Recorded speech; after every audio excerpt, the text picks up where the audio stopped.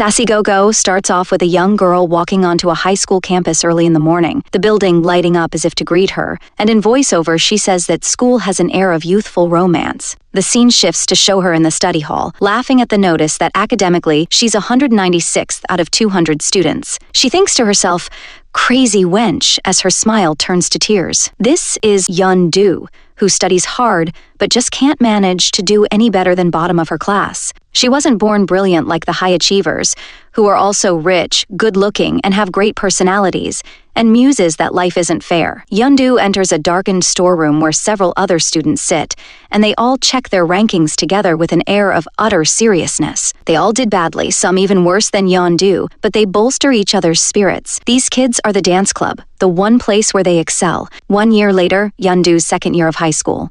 In the middle of practice, the dance club's sound system goes silent. The students trying to study in the next room have unplugged it where it was snuck through the wall and into their room. The dance club resorts to charging their tiny generator with a bicycle. These kids all go to Sevet High School, which is proud of its track record in sending students on to top-rated colleges. The faculty and parents hold a meeting in which they discuss their plans to send at least 50% of this year's graduating class to one of the top 3 Korean universities. The parents wonder if they'll continue to allow clubs, which take away from crucial study time, particularly one club whose noise disturbs other students. Principal Choi stands to state that they plan to abolish any clubs that cause a disturbance. Meanwhile, the dance club blasts their music as they practice, and the study club cranks up their classical music to counter the pop coming through the walls. It spurs them to crank their music louder, and so does the study club.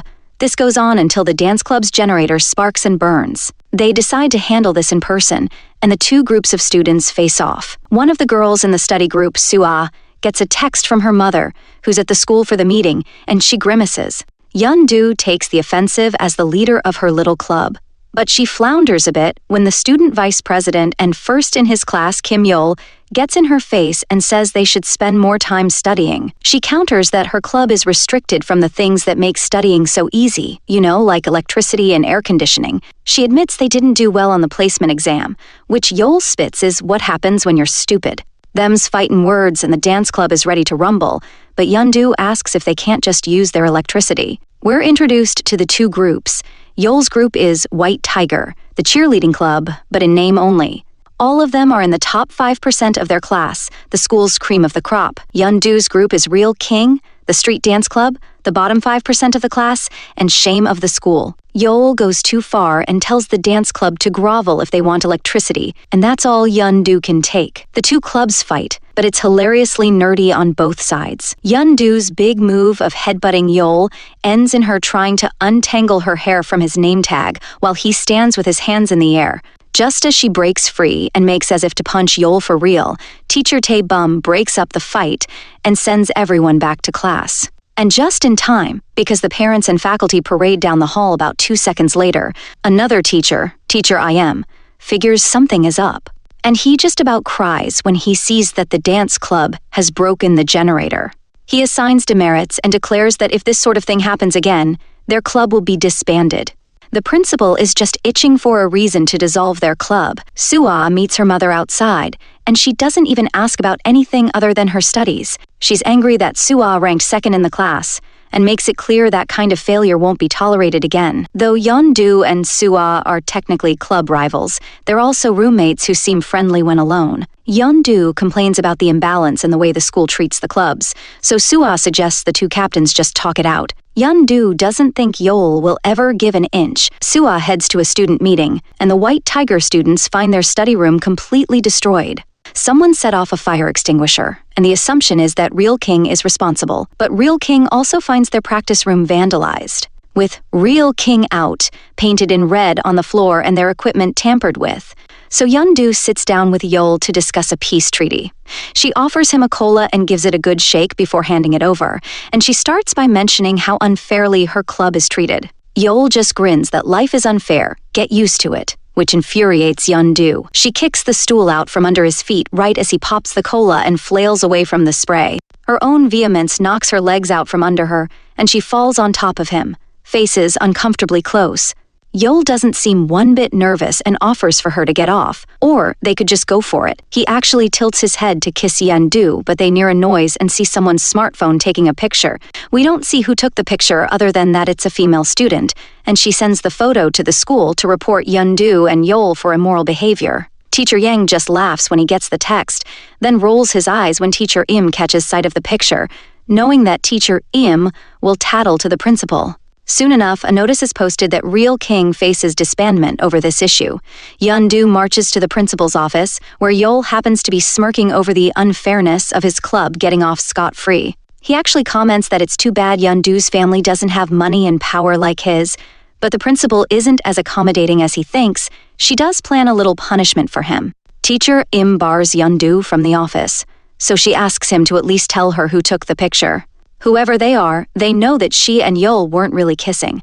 She's further incensed when she realizes that Yeol got in to talk to the principal and not her, but Yeol just says that their statuses are different. Yeon-do grabs Yeol's shirt, but the principal comes out, so Yeol cozily bustles Yeon-do away to talk. On the roof, she asks why he didn't just tell the principal that they never kissed, but he says they wouldn't believe that anyway. The principal only cares about getting rid of Real King. They wonder who could have turned them in. And Yeol has some theories about someone holding a grudge. He's not interested in telling the truth about the non-kiss, though. 1, because it wouldn't benefit him.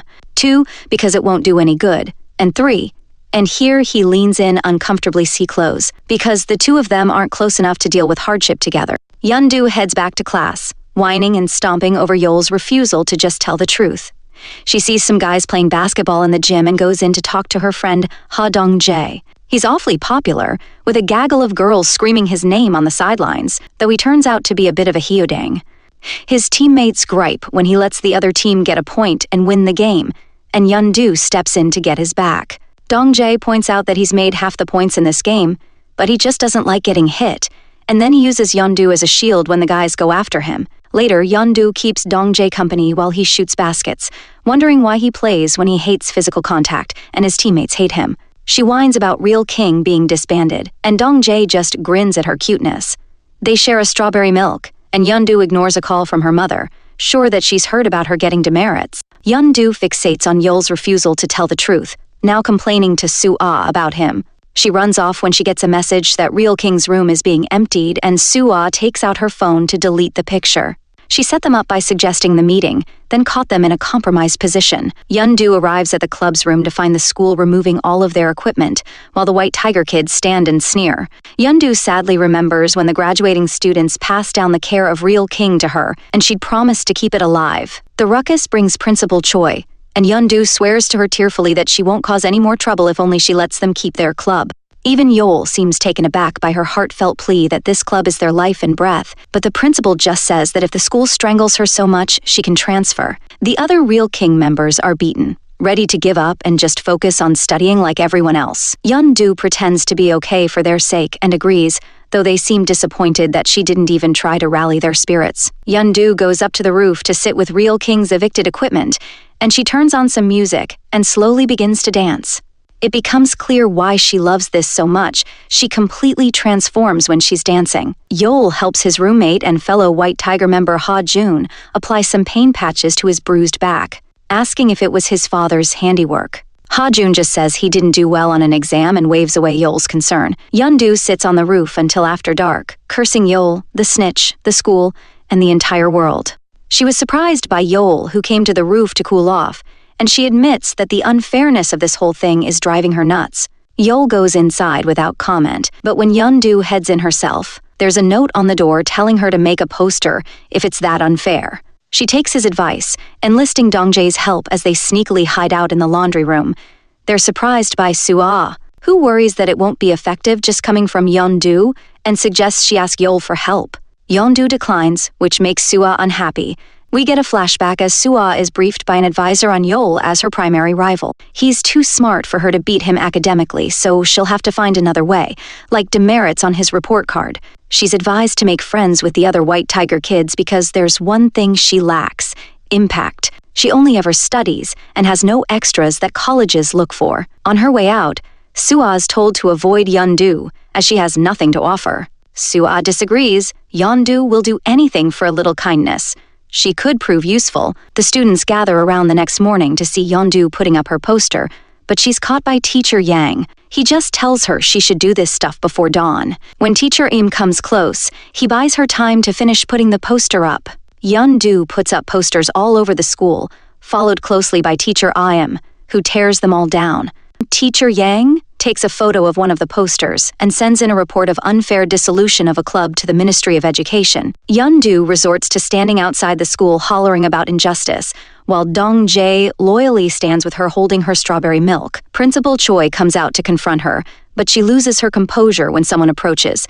It's someone from the Ministry of Education, having come to investigate the report. Apparently, Yeondu has gotten famous online, and the ministry isn't happy about Sevit's suppression of club activities. And with that, Yeondu is off the hook. But there's backlash, as all the students are now required to turn in their cell phones at the start of class every morning, and a 2-week ban on leaving the grounds is instituted.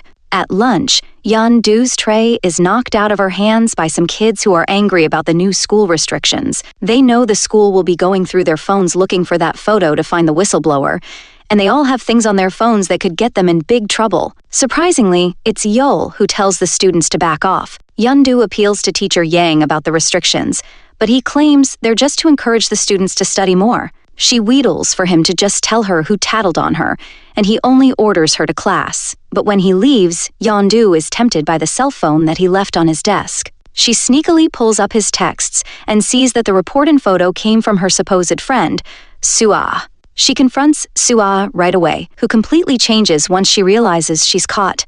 Shiver, her eyes just go dead. She laughs when Yeondu asks if she's even her friend, saying that nobody in this school would be her friend. But they still have to sit through music class, and when it's Yeondu's turn to perform, Sua doesn't join her as they'd practiced. Yeondu sings alone, and it's painfully obvious that not one classmate is paying attention, which seems to hammer home Sua's words. Emotional, Yeondu's voice cracks on the high note, and she stops. She walks right up to Sua and barks, "You look down on people, right?" She tells Sua that she may seem to have everything, but not to misunderstand. Everyone knows about her. On a roll, Yeondu turns on Yeol next. Did we kiss or not? He just laughs, and she asks if he likes everyone, thinking they kissed. And as long as everyone thinks it, they may as well make it for real. She leans over his desk and invites him to kiss her right now, but he just smiles nervously. She moves on to the lunchroom bullies and tells them it wasn't her who's responsible for the restrictions, but the principal. Why are they taking it out on her? To the rest of the class, she says they're all the same. They're so obsessed with grades, they'll ignore a friend who needs them. The teacher finally stops Yeondu, but Sua has something to say now. She asks if Yeondu is so different from them, and Yeondu admits that this whole situation has enlightened her. She's played into the grades are everything mindset of the school, and has been laying low because of her poor grades. So, she's quitting. She packs and goes, though she's already wondering if she went too far. Back at school, Dong Jae dumps one of his strawberry milks over Sua's head, innocently wide-eyed as he admits that he did it on purpose. He calls Sua by name and says that from now on, he'll remember exactly who she is. Sua's mother and advisor confront Principal Choi about the Ministry of Education complaint and Sua's school performance. And is that a bribe they're counting out? Mom says she's also sent her a new office refrigerator, and inside, Principal Choi finds boxes full of, I assume, cash. Yeondu goes home, where her mother expresses incredulity that the ban against students leaving the school early was lifted. Yeondu looks shifty-eyed, and Mom's no fool. She knows Yeondu left without permission. Yeondu just wails that the food is salty and bursts into loud tears. Yeondu spends the night in her room, doodling notes to herself, "I'm not happy. I want to be happy." She looks around the room at her own uplifting, self-supportive notes and wonders where it all went wrong. She thinks that she never used to give up, but if she doesn't give up, it won't end. There's a sound at her window, and it's Dong Jae from his bedroom next door. He says he has bad news, and even worse news. Bad news first. She lost a lot of points for leaving school. We don't hear the even worse, but it has Yeondu charging back to school the next morning, looking ready to kick ass and take names. She steels herself and barges into the White Tiger Club room and announces herself, "Starting today, I'm taking over White Tiger." What?